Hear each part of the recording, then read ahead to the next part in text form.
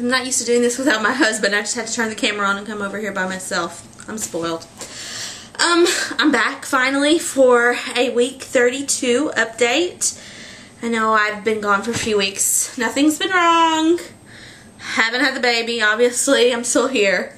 Just been busy. Just basically I've been working, coming home, and sleeping. Repeat every day. So I haven't really, this hasn't been at the top of my priorities.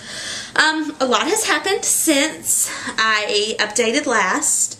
We went on a tour of the labor and delivery unit at the hospital. We were really impressed. It's a fairly new hospital, so they've got the latest technology and stuff. The labor and delivery suites are really nice, really luxurious and comfortable. But we did find out that since the hospital is so busy, more than likely after we have the baby, I'll be put in a postpartum room, which is still nice. It's just not as nice as the labor and delivery rooms. But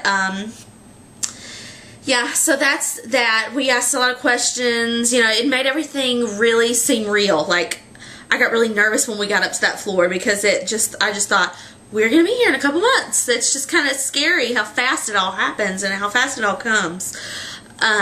We also went to the breastfeeding class there at the hospital, which was really good. Poor Jason, my husband, was the only male there in the room.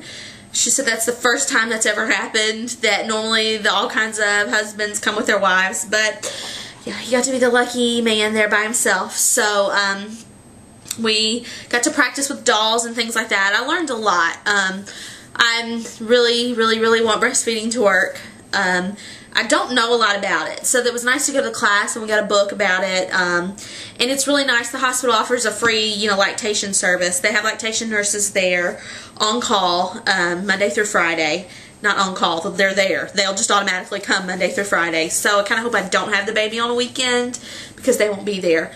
But even after I have the baby, I can come in. They have a support group every Wednesday where you can come in and weigh your baby and talk to them if you have any problems. They'll actually watch you nurse the baby and things like that. So that's a nice resource to have. One great thing is I found out a lady at our church, she gave me her pump to use, which is nice because those are really expensive. She just gave it to us, gave us everything that goes with it. She said you can either sterilize the stuff or buy the new parts. She's also going to give us all of her baby clothes. She had a baby boy in November, so the seasons will be just right. So that's like a huge blessing. That's always nice to get stuff from people. I got very excited about that because that was just another cost. That pump was just going to be another cost. And so that was great to get that. We already have it. So I just kind of looked at it and that's it. All along the feeding lines, I've been reading the book On Becoming Baby Wise. It was recommended to me by a friend at church, and my cousin's wife has done it as well. So it's basically parent-directed feeding from what I've read so far. It's keeping your baby on a schedule, but keeping your baby on a flexible schedule as far as feeding is concerned. I'm really liking it so far. I think it'll fit into our lifestyle. And I really want my baby and my child to be the kind that everybody wants to be around. I want Jackson to be a happy child. And so I'm really thinking this is going to be a good thing for us. I learn something new every day just reading the book. It's really exciting. We have pretty much decided on a pediatrician. We're going with a group here in the area. And when you go with a group, if you take your baby in for sick visits, chances are they're going to see a different doctor every time. We've heard great things about pretty much all the doctors at this group, so we're going with them. The only bad thing is that they don't have privileges at the hospital where I'm delivering, so the baby will have to be seen by a pediatrician there on call at the hospital when I do have him. And then after that, we've heard it's just as easy as they send the files over to whatever pediatrician we choose. So, that seems kind of easy. Hopefully that'll all work out because we're really excited about the group we've heard good things about him. Let's see. New symptoms, obviously 32 weeks. I'm obviously still out of breath, as you can hear on this video. Tired all the time. Like, even worse than the first trimester, I would say. I am just exhausted. I just feel like no amount of sleep is ever enough for me. Sleeping is just kind of rough in general because I'm honestly getting up every other hour to go to the bathroom in the middle of the night. I usually am asleep by 10 and I wake up at 12, 2, and 4. And then I'm up at 6 for the day. I guess that's maybe getting me ready for the feedings. I don't know. It's just, whew, that's hard. And then it's like I come back to bed and I can't get comfortable just because I'm getting so big and having to lay on my left side. It's just getting to that uncomfortable phase. I've been swelling. My fingers and my hands have been hurting because I've been swelling so much. Like the joints just hurt to bend them. My feet and ankles are still swelling as well.